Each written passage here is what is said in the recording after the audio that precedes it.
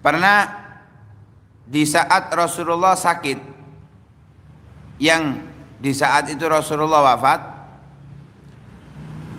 datang Sayyidah Fatimah Zahra radhiyallahu taala anha kepada Nabi membawa kedua putranya, Sayyidina Hasan dan Sayyidina Husain.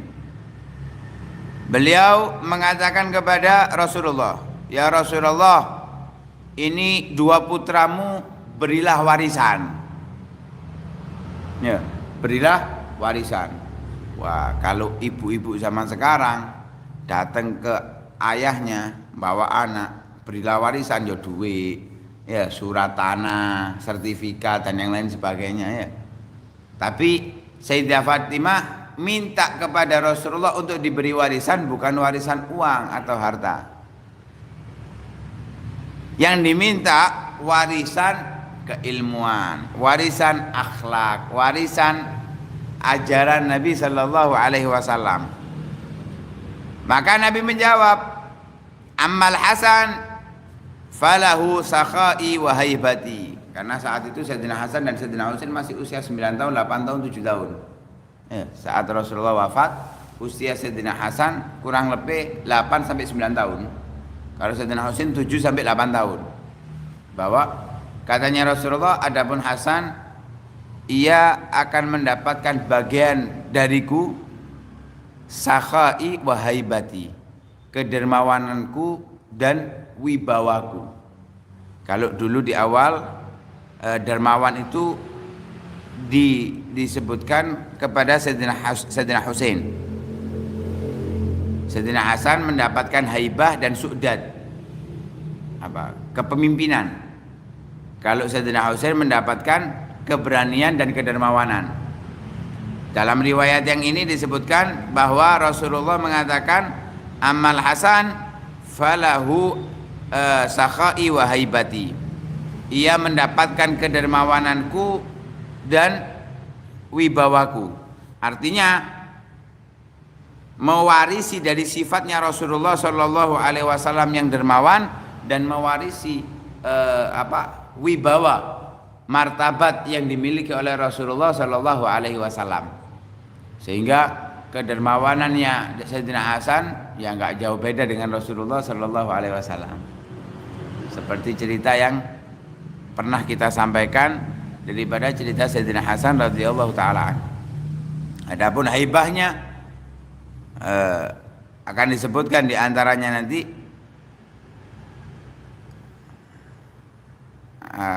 Enggak ada. Adapun haibahnya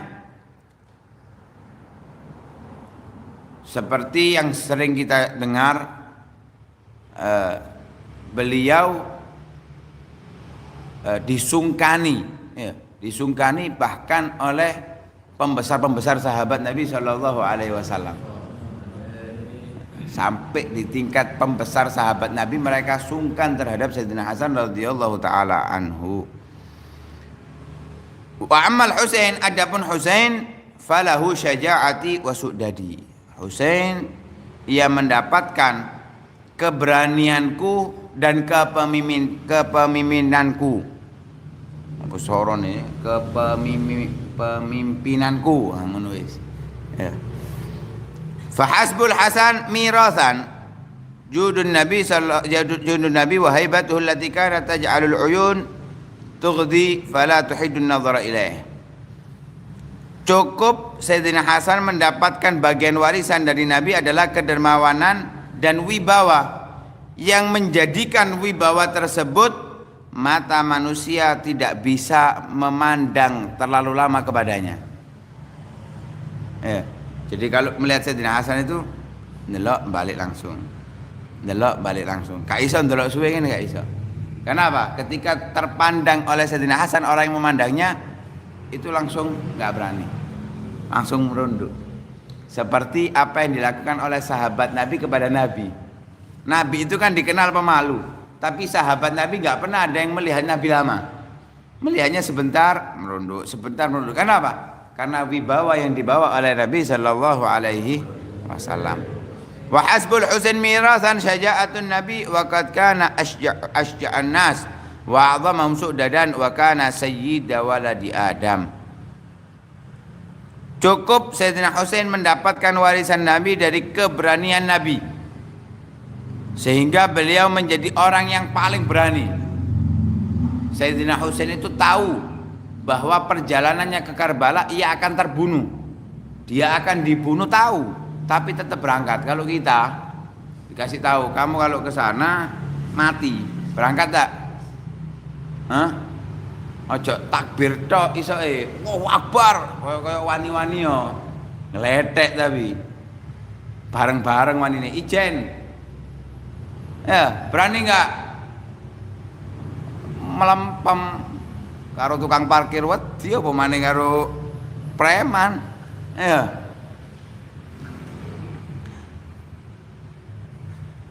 Lah Sayyidina Husain tahu kalau akan dibunuh, tahu, tetap berangkat, nggak mundur.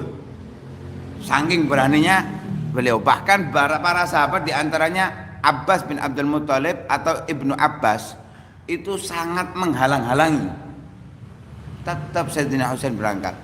Kenapa? Sudah menjadi nasnya Nabi Shallallahu Alaihi Wasallam, Sayyidina Husain akan mati dalam keadaan syahid. Dan beliau orang yang sangat pantas sebagai pemimpin saat itu, walaupun di dalam kepemimpinan secara zahir saat itu dipimpin oleh Yazid bin Muawiyah, tapi kepemimpinan secara hakikah berpindah kepada Sayyidina Husain dari Sayyidina Hasan radhiyallahu taala anhuma.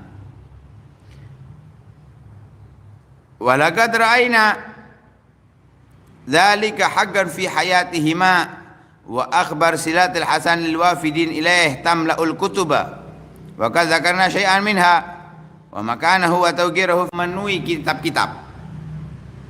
Kita telah menjelaskan sedikit dari apa yang diberikan oleh Sayyidina Hasan atau dari kedermawanan Sayyidina Hasan, dari cerita Sayyidina Hasan dahulu. Bagaimana kedudukannya, penghormatan orang terhadapnya itu lebih terkenal daripada untuk dikenalkan. Jadi cerita itu sudah tersebar terlebih dahulu sebelum disebarkan. Jadi ibaratnya kalau kita nggak tahu itu ya wis kasep, karena itu sudah hal yang sudah viral terlebih dahulu, dari dahulu sudah dikenal. Ya mungkin kitanya aja yang dulunya menutup telinga sehingga kita nggak tahu apa yang beliau lakukan kepada orang-orang yang datang. Amal Husain faman fata yakif misla mawaqifi wa yakhudul ahwal rabitul jash gawiyun nafsi mislu.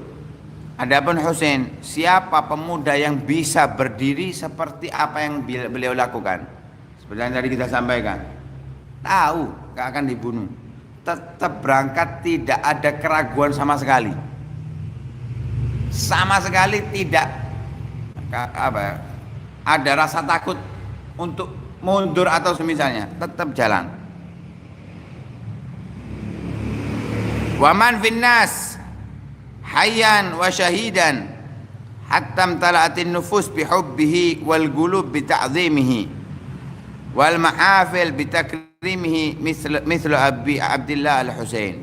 Dan siapa orang yang bisa memimpin dalam keadaan hidup dan keadaan mati syahid seperti Sayyidina Husain radhiyallahu taala anhu, sehingga hati manusia atau jiwa manusia penuh dengan cinta kepadanya dan penuh penghormatan terhadapnya serta memuliakan kepadanya.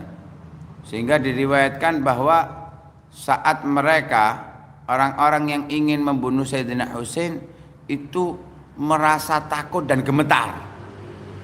Ya. Karena mereka yang membunuh Sayyidina Husain itu saat itu bukan dalam keadaan kafir. Dia mengucapkan kalimat syahadah, sholat, tapi beliau membunuh cucunya Nabi yang membawa syariah. Sehingga mereka nggak berani, ijen nggak berani, bareng-bareng. Ya, bareng-bareng untuk membunuh Sayyidina Husain, itu pun dengan rasa gemetar, rasa ketakutan. Nah, karena itu munculnya hal demikian karena